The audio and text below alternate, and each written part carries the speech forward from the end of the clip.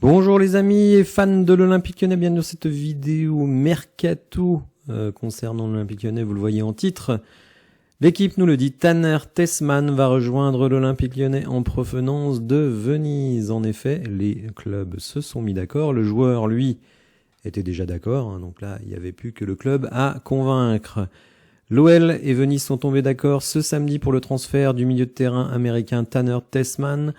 La transaction chiffre aux alentours de 6 millions. Le joueur est attendu à Lyon dans les prochaines heures pour passer sa visite médicale et signer un contrat de 5 ans. Vous le voyez, l'info a été publiée il y a 7 minutes alors que l'OL affronte Monaco ce samedi à 17h. Les dirigeants lyonnais sont tombés d'accord dans la matinée avec leurs homologues de Venise. L'international américain était la priorité pour renforcer le milieu de terrain encore trop friable. L'OL va payer 6 millions et abandonne un faible pourcentage sur une plus-value future lors de la revente du joueur pour racheter la dernière année de contrat de Tessmann. Ce dernier a été autorisé par le club de Serie A à voyager. Il est donc attendu dans les prochaines heures à Lyon, probablement dimanche ou lundi pour passer sa visite médicale et signer un contrat de 5 ans. Alors, depuis que la rumeur de Tanner Tessmann est sortie jeudi, les sites de data ont publié des choses, parce que sinon on avait, on va dire, que des stats de série B, donc c'est pas facile de se prononcer. Donc on va regarder un petit peu ce que nous disent les spécialistes de la data sur le joueur. Alors c'est Datascout qui a sorti toute une étude sur le joueur. Alors attention, c'est toujours compliqué de comparer des joueurs de championnats différents, parce que effectivement la série B, c'est pas du tout pareil que la Ligue 1, c'est pas du tout pareil que la Première Ligue, puisque vous allez voir qu'il a fait des comparaisons avec des joueurs de Première Ligue. Donc il faut toujours rester un petit peu mesuré, ça donne une tendance. Vous pouvez effectivement aussi aller voir des vidéos du joueur. Bon, là aussi dans les vidéos c'est les meilleurs moments, donc je pense que n'importe quel joueur, si on prend les meilleurs moments, on peut faire passer n'importe quel joueur pour une superstar mondiale. Donc il faut toujours se calmer. En tout cas, bon, il a des atouts certains. La jeunesse, bien entendu, ce qui veut dire potentiellement, avec un prix d'achat aussi faible, une potentielle plus-value dans le futur. Il est grand, et vous savez que j'accorde beaucoup d'importance sur certains postes, pas sur tous les postes, mais sur certains postes, à la taille du joueur. Donc là, on est servi. On va regarder un petit peu tout ça et puis je donnerai mon avis sur les différents points qui sont abordés. Alors Datascout nous précise donc que après plusieurs années aux USA, il rejoint Venise pour 3,6 millions en 2021. Malheureusement, il arrive dans le club italien la saison de sa remontée en Serie A. L'effectif n'était clairement pas taillé pour se maintenir. Donc saison compliquée pour lui et avec peu de temps de jeu. La redescente en Série B lui a permis d'enfin avoir la confiance du club et pouvoir se montrer. Il a réalisé une excellente saison 23-24, confirmant les espoirs placés en lui. Il est décrit comme un milieu défensif, donc 22 ans. Vous le voyez, une valeur de 7 millions, donc on le paye 6, on va dire c'est tout à fait cohérent. En 2023-2024, 42 matchs, 7 buts, 3 passes décisives. Pour nous allécher un petit peu, on nous dit qu'il a un profil similaire à Bruno Guimaraes. J'attends de voir. Et Datascout a son petit classement lui-même. Et vous allez voir que même par rapport aux mecs de D2 italienne, c'est pas exceptionnel non plus, puisque en statistique milieu box-to-box, donc un milieu box-to-box, c'est un milieu qui est capable de récupérer le ballon et de l'amener d'une surface à l'autre, notamment au pied ou par la passe. Donc là, il est seulement 11e. Alors seulement, oui, il est 11e. C'est difficile de... donc parmi les joueurs de D2 italienne, en récupération, il est 12e. Là aussi, c'est pas extraordinaire non plus. Je crois qu'il faut ne pas trop éviter l'enflammade. Alors, il l'a comparé avec les milieux défensifs de D2 italienne.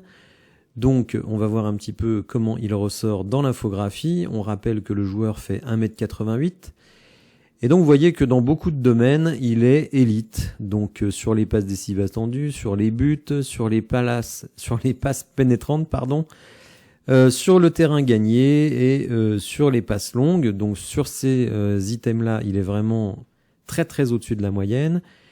Idem pour les actions offensives, réussit moins bien les passes en avant, donc il y a quand même du déchet, il prend pas mal de cartons.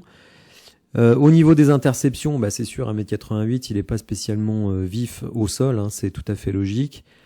Pas bon du tout dans les duels défensifs. Donc là, l'imaginer sentinelle, ça me paraît délicat. Et même sur les duels aériens, malgré son 1m88, il est vraiment, on va dire, pile dans la moyenne, mais pas franchement mieux.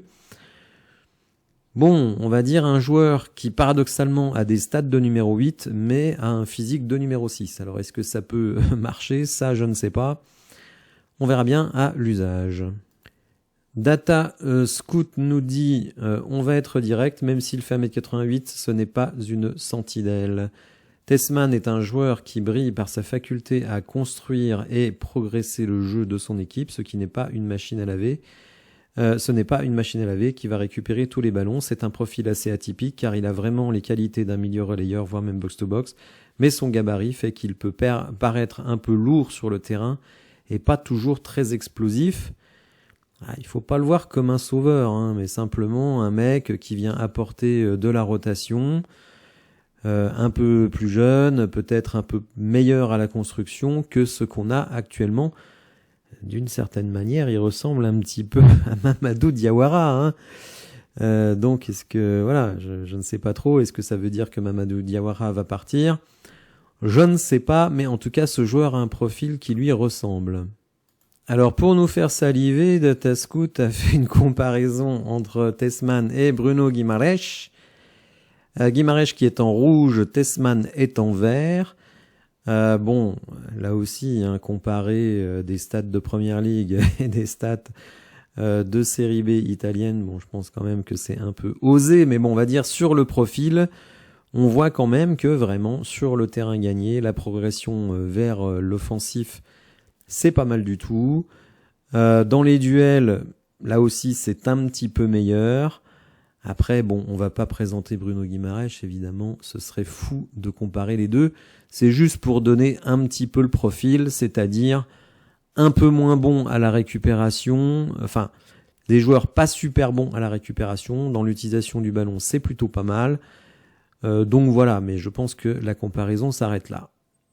Data Scout a également comparé Tessman à Maxence Cacré, donc on voit que Cacré est supérieur dans les duels, donc ça nous laisse rêveur sur la qualité de récupération de Tessman. Cacré est meilleur sur les passes longues, Tessman est meilleur sur les passes longues et sur le terrain gagné, mais un peu moins bon sur les passes vers l'avant, sur les passes réceptionnées, sur les actions offensives réussies. Donc déjà Cacré est critiqué pour ne pas être très bon sur ces sujets-là, mais Tessman est moins bon. Et encore en série B, donc je crois qu'il faut rester vraiment mesuré avec ce joueur, sans doute un potentiel, mais est-ce qu'il est capable de contribuer de manière importante, de manière durable à l'Olympique Lyonnais? Franchement, voilà, il faut être très très mesuré. Bon, alors la grande différence d'un certain nombre de joueurs qui sont arrivés cet été, il n'est pas cher. Il n'est pas cher, il est jeune, donc si ça ne marche pas, vous pouvez trouver une porte de sortie. Ce qui est embêtant, évidemment, c'est qu'il prend une place d'extra-communautaire. Donc ça, c'est toujours embêtant. Moi, je préfère qu'on prenne des places d'extra-communautaire pour des top joueurs. Mais bon, voilà, si ça marche pas, je dirais que le risque est quand même mesuré. Il va apporter un peu de sang frais et peut-être sa qualité au milieu de terrain. Il va peut-être aussi se révéler, hein, on peut pas non plus l'exclure.